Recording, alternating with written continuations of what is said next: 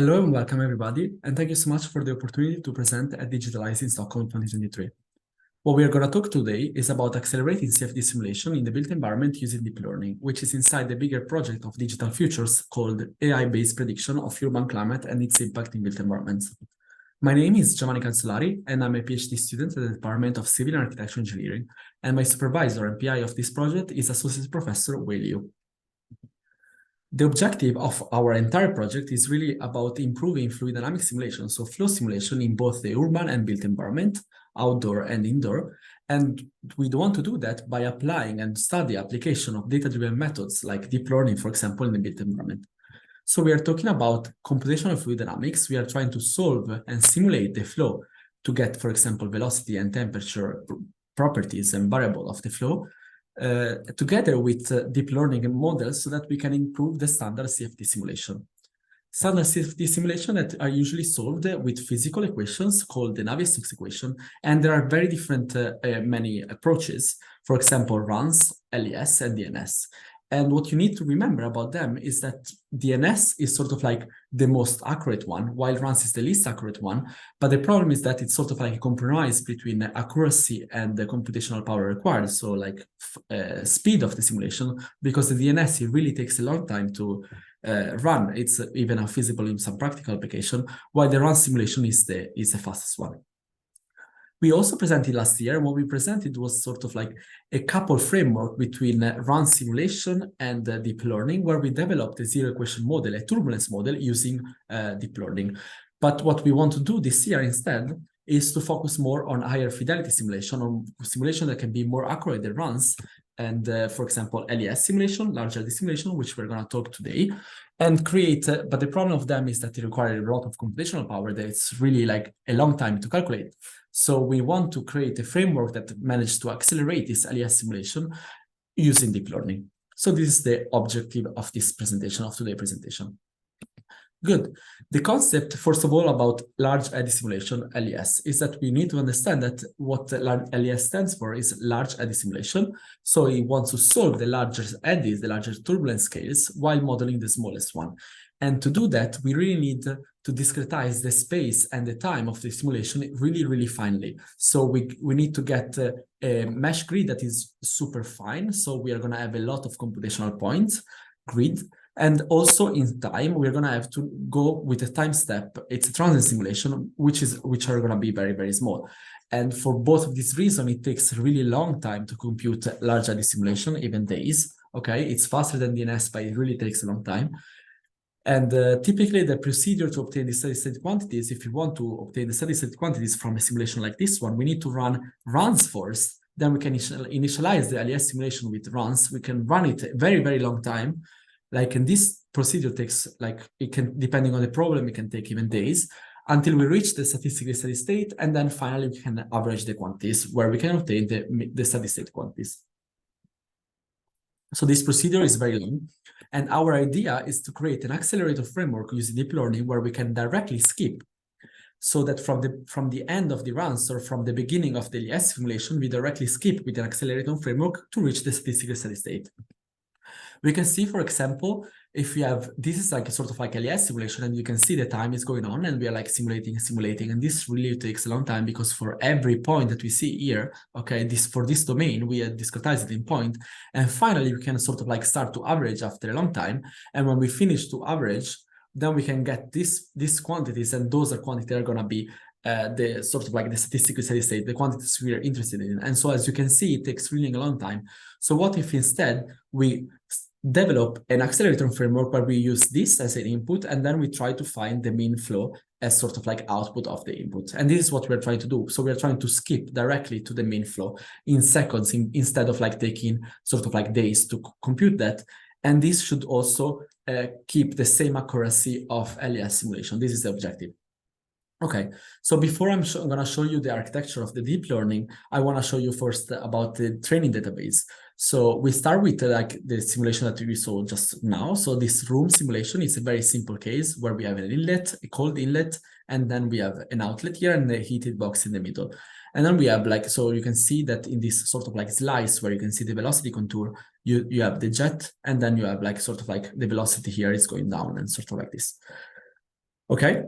What we do with this domain is that we slice this in a lot of parts because our training dataset are going to be 2D training slices of this domain, both in the jet stream direction, but also in the cross stream direction. So some of those slices are going to have the heated box in the middle, as you can see on slice 10, for example, but some of them also are going to be without the heated box in the middle. So they're going to look like this because they're either before or after.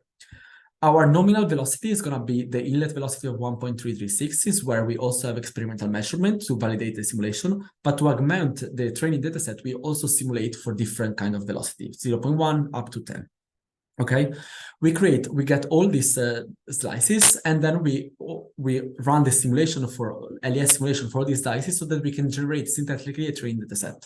Okay, where we have a lot of snapshots. We also test the model. We don't train the model, but we just test it on this very, very different case from urban environment. It's like a building array, and we can see that it looks nothing like the first one. And we really want to see if our developed model can be generalizable to a completely different data set, basically. So we are not going to train the model on this one, but we just train the model on the room geometries with all the different slices and different velocity. And then we apply it to this one also, and we want to see if the accuracy is conserved or not. Okay, so now we can look at the deep learning architecture. So basically, as an input, we have a random number of velocity component, both on X, Y, and Z, and these are like a snapshot, okay? So if we have a simulation that goes from 0 to like 600 seconds, for example, we're gonna select randomly some of these snapshots and we give them as an input, okay? Then we have this sort of like kind of advanced convolutional neural network where we are compressing the dimensionality of the input first in the downsampling layers to reach the latent space. And then when we reach the latent space, then we reconstruct the dimensionality of the input with some upsampling layers until we reach, again, the mean flow. So from this one, we are trying to learn how to go from the input to the output directly, okay? And in gray, you see a lot of convolution layer, then we have max pooling layer and upsample layer. The difference between this and a normal convolutional neural network, though, is that we have also skip connections. So this is why it's called the UNet convolutional neural network. We have these skip connection layers where basically some of these layers are connecting exactly with the same layer on the upsampling part that share the same dimensionality. And this is done because we really want to try to generalize the pattern of turbulence so that in theory it will learn better at the same dimensionality what is the pattern of turbulence in a specific side of the image snapshot. Okay, great. So from here we are selecting randomly some training slices of the room domain and different velocity where we train the model. We have a validation split. We're not testing on the building array, as I said. Then we can see here the history loss, and we see that when we train the model, the results, the root mean square error on the training model is actually pretty good. So we have a training and validation set that are going to show a 1.3 and 1.4 on average as a result. If you look more in details of what happens to the training dataset, basically we have here on the left, we have the input, the velocity component is one of the channel of the input on the X. Then we have the prediction of the mean velocity, and then we have the label. And then you can see that these two figures, they practically look the same. Instead, in fact, the error is always less. The error between this prediction and the label is less than 2%. So basically the label is the CFD generated output, while the prediction is the prediction of the neural network. We can see also for a different case, it really looks good. And these two are the maximum error. So it's the worst case scenario for this particular velocity and this particular slice. And you see that it's going to be a bit higher than the average because it's really the maximum error snapshot. So it's the worst case scenario.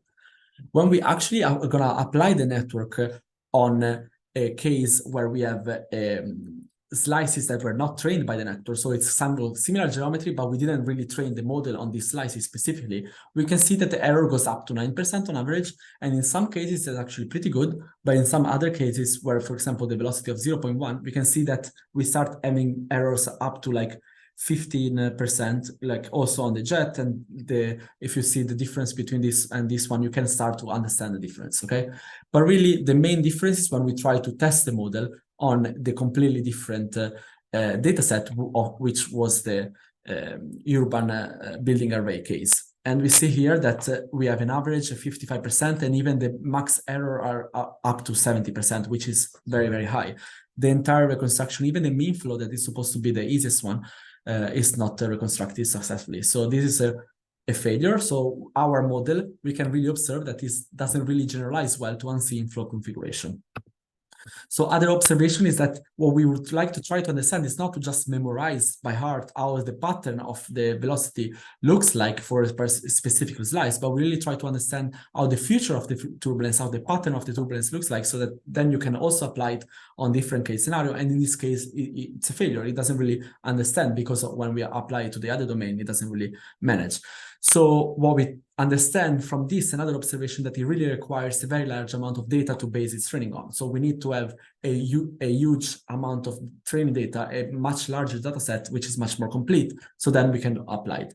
So what we are working on right now is that this project is not finished. We are working on it right now, is to incorporate more information about the turbulence feature in the input, to incorporate more information about the boundary condition, but mainly to really generate a synthetically a bigger, more complete and more general training data set, so that we can get more general results.